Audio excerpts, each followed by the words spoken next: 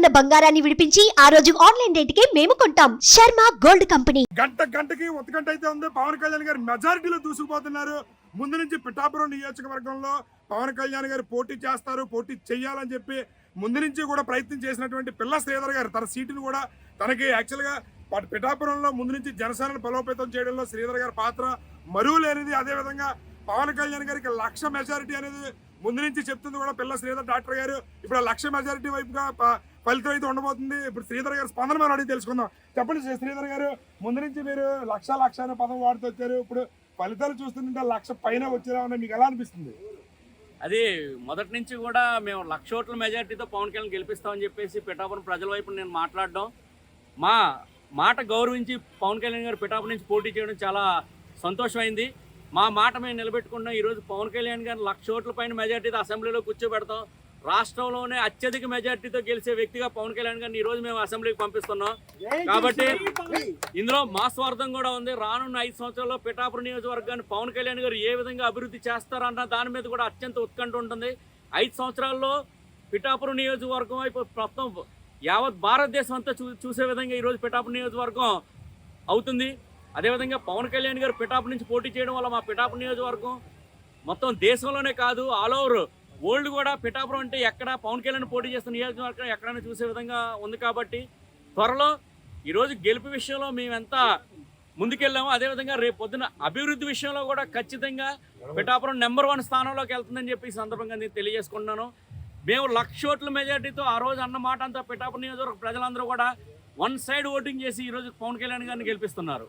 చెప్పండి. అదేవిధంగా ఇక్కడ గంటా స్వరూప్ గారు గత ఎలక్షన్స్ ప్రక్రియ మొదలైనప్పటి నుంచి 2 నెలల నుంచి కూడా కుటుంబాన్ని సైతం పక్కన పెట్టి పిఠాపురంలో తిష్ట వేసి పవన్ కళ్యాణ్ గారి గెలుపుకు ఒక వీర మహిళగా తన వంతు కృషి కూడా తను చేశారు. అయితే గంటా స్వరూప్ గారు ఆనందాన్ని మనం తెలియజేస్తాం.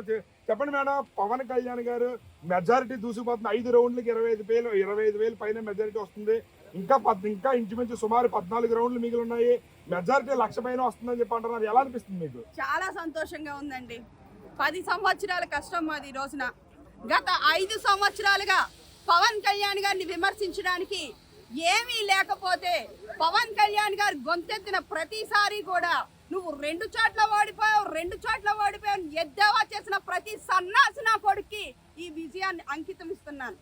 వెంకటరెడ్డి, అలాగే రోజా, అలాగే పేర్ని నాని, గుడివాడ అమర్నాథ్, చూడండి ఈ రోజున పవన్ కళ్యాణ్ గారి విజయాన్ని ఎంత ఎగిరెగిరి పడ్డారో. ఆ రోజే చెప్పాను, అధికారం శాశ్వతం కాదు, కేవలం 5 సంవత్సరాలే.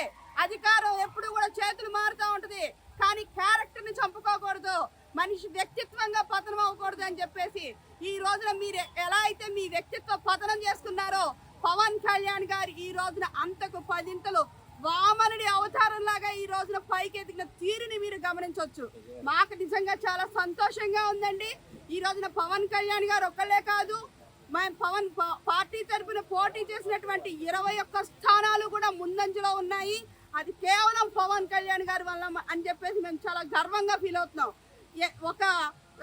మనకి బైబిల్లో ఒక సామెత ఉంటుందండి, తగ్గించిన వాడు హెచ్చించబడును అని తగ్గించబడును అన్నట్లుగా పవన్ కళ్యాణ్ గారు ఆయన తగ్గించుకుని కూటమి నెగ్గాలి, ఈ అరాచక పరిపాలనని అంతమొందించాలనేటువంటి లక్ష్యంతో అటు చంద్రబాబు నాయుడు గారితో మోడీ గారితో చర్చలు జరిపించి 21 సీట్లే తీసుకున్నప్పటికీ కూడా ఈరోజు 21 సీట్లని కూడా మేము గెలిపించుకుంటున్నాం. అంటే 100% విన్నింగ్ మాది 100% విజయం అని చెప్పేసి మేము చాలా గర్వంగా చెప్పుకుంటున్నాం.